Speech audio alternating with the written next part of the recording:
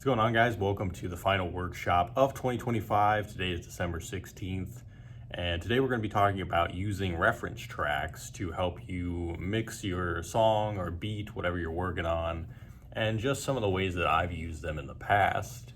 I can safely say I'm not a huge user of reference tracks. I think I'm more of a, go listen to certain types of genres and certain types of sounds that I'm trying to create, and then from there I end up kind of going and applying it. But I'm not always bringing reference tracks into the DAW to compare and contrast, but this is something that I have done in the past.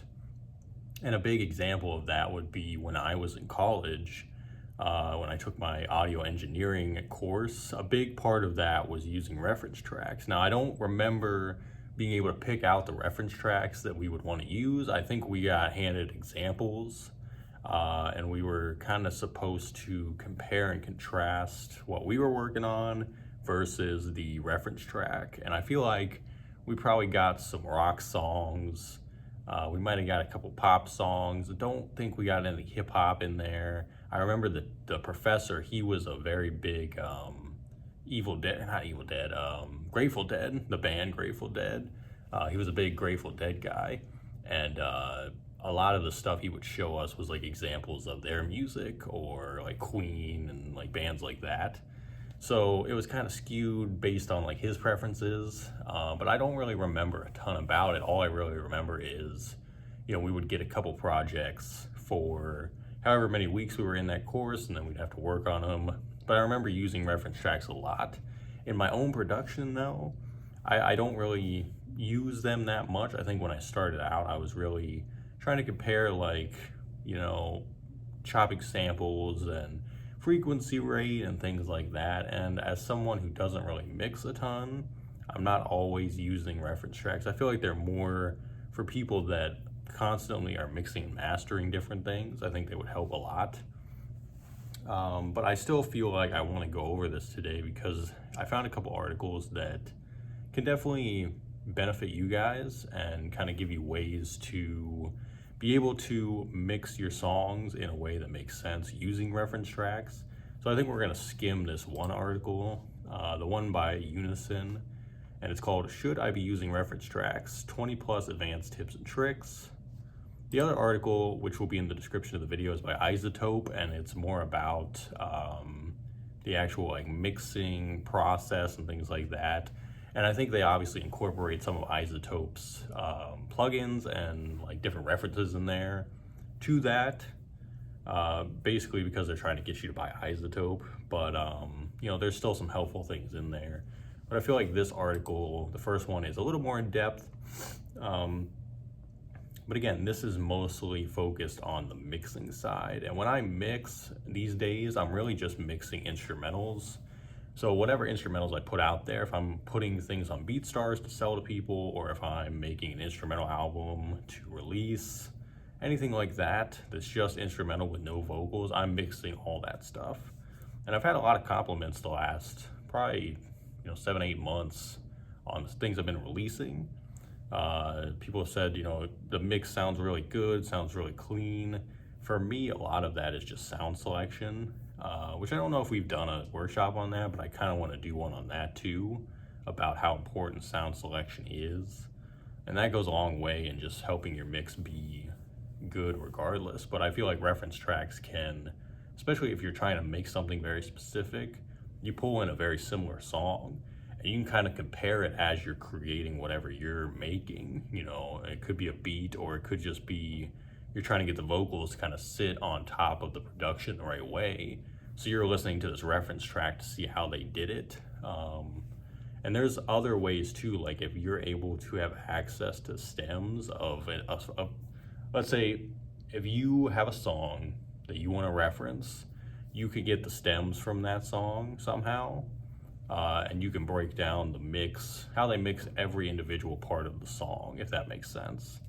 And that's obviously how mixing and mastering is done for the most part. Finding out the ways that people would do those things, though, it can help you a lot in your own process.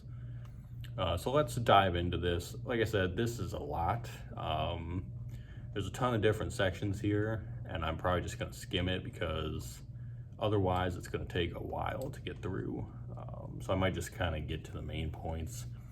Reference tracks are super useful, there's no doubt about it. They can help you dial in the right tonal balance, fine-tune your mix, and achieve a professional sounding music production. Plus, successfully matching loudness levels, understanding stereo width, and analyzing frequency response will take your own mixes to the next level. As a producer, knowing how to use reference tracks to your full advantage means you'll be able to perfect your mix downs and lock in a solid low end, and much more. That's why I'm breaking down everything you need to know. All right, so let's get into the first point. It says, why should I be using reference tracks? If you're serious about music production, using reference tracks isn't just a good idea, it's a complete game changer. Whether you're mixing a hip-hop banger, an electronic music anthem, or even a chart-ready pop song, a reference song gives you a clear target to aim for in terms of tonal balance, stereo width, and overall high-quality sound. I always look at it too, like, I'm not even looking always for the good mixes. I'm sometimes looking for the mixes that I don't think sound very good, where there's like no dynamics involved. I think the worst mixes to me are ones that, and again, I want to preface, I'm not a great mix engineer. I suck at mixing vocals. I'm not an expert by any means, but I do have a good ear and I know what sounds good to me. And so I've worked with engineers in the past where they don't understand the dynamics at all. Like, they're just pushing everything in the red. Everything is compressed. Everything is just turned up to max volume, and there's really no dynamics happening. You know, when I think about the way you have to balance out a song, you have to make everything kind of sit exactly where it needs to be. If the bass is overpowering the vocals, well, then you got an issue there. You need to peel it back a bit, make sure the vocal is sitting in a good spot where people can actually understand it. And I've worked with people that they don't take the time on the dynamic side of things. They're more worried about the loudness side of things. And that's just not really what I'm into. I'm more into music that can focus on the mids and the highs and the lows and really just find a good balance in all of it. So I think like finding balance, but that's just my preference. You know, other people, they're super big on bass. You know, if you're making EDM, you want a lot of bass. So maybe you want to focus on making the bass louder than everything else. It kind of just depends on what you want to do and what your preferences are. But I think just keeping that in mind, like if you're doing it yourself, don't forget about the dynamics of each sound and how each sound plays a role. You don't want one thing to be overpowering everything else. It says how to choose the right reference tracks.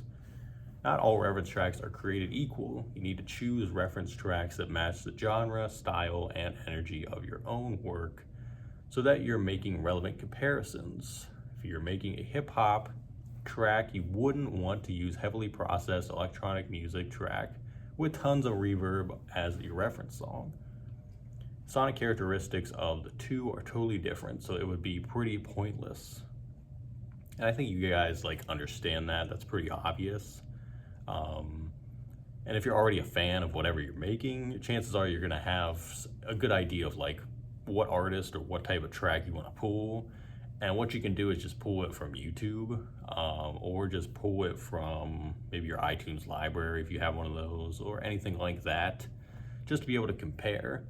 And I'm not saying like, oh, illegally download stuff. Not saying that at all, but you need to be able to have like an MP3 or a WAV, whatever it is, to actually pull it in the DAW and look at it.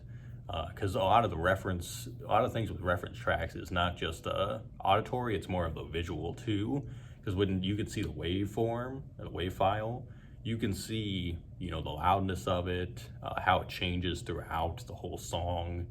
You'll be able to see those things and then also hear them at the same time. So you need to be able to visually see the reference track as well. The role of reference tracks in mixing. When you use reference tracks during the mixing stage, you are making sure your own mixes stack up against professional sounding music when it comes to tonal balance, stereo width, and clarity.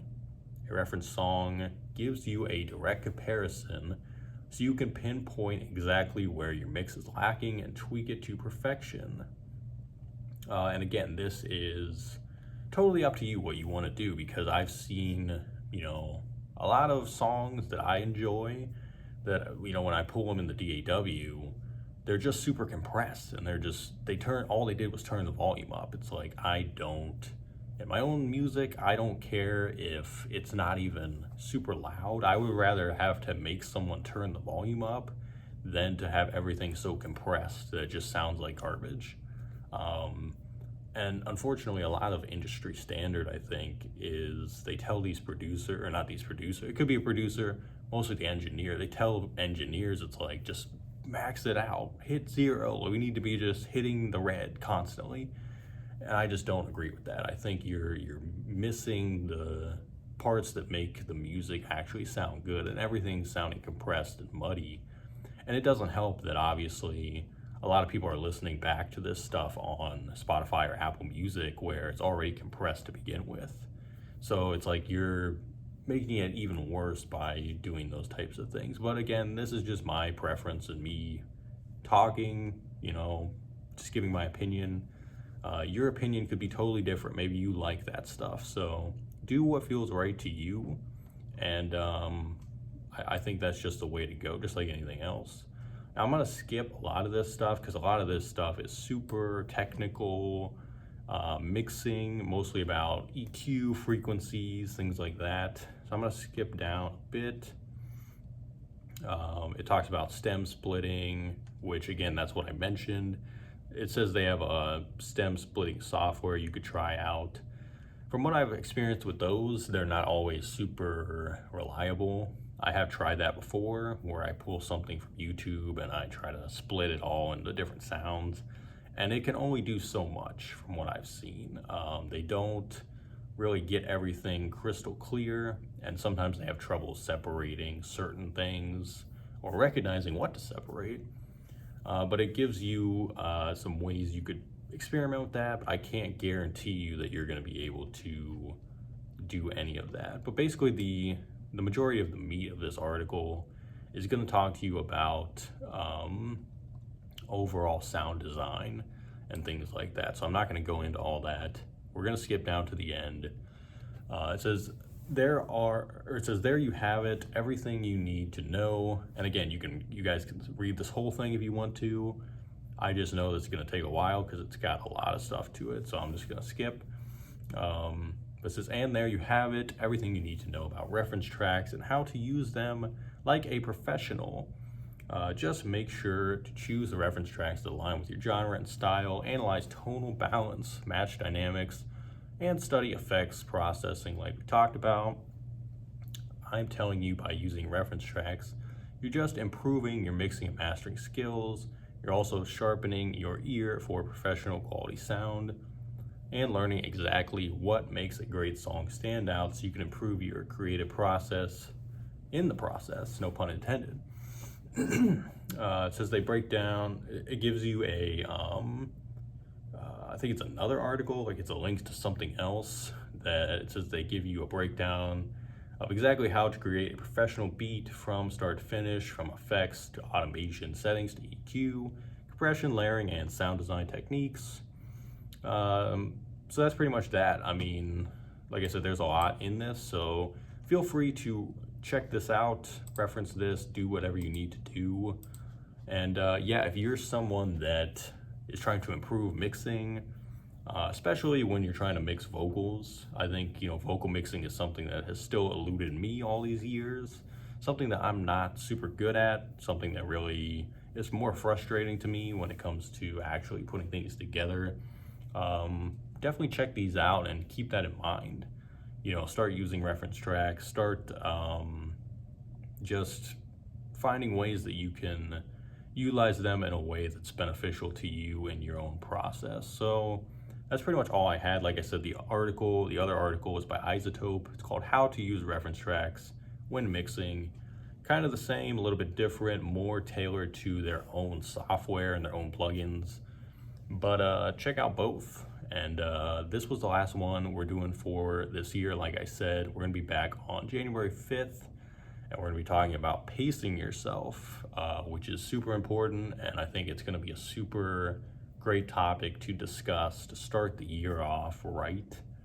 But again, I did mention this last week. I'm gonna be switching to doing only about 2 of these every month now from here on out, mostly from the schedule that I have with work and all the other things I have going on, working on a lot of projects with my own music coming up here. So I'm not gonna have a ton of time to do these every single week like I used to, but I think what it's gonna do is it's gonna allow me to focus primarily on really important topics to give to you guys.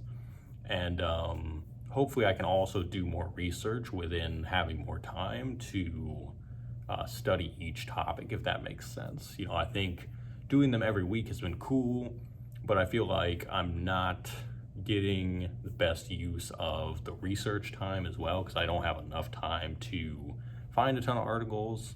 But I feel like if I give myself an extra week in between, I'll be able to get even more information that's useful, collected, to share with you guys. And it might even make some of these a little bit more in depth, so we'll see about that.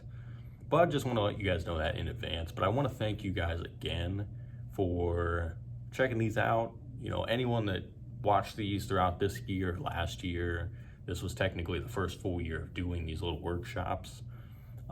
And I get nothing out of these, I'm gonna be honest, with, you know, financial gain or anything like that. This is just something that I think is important to do.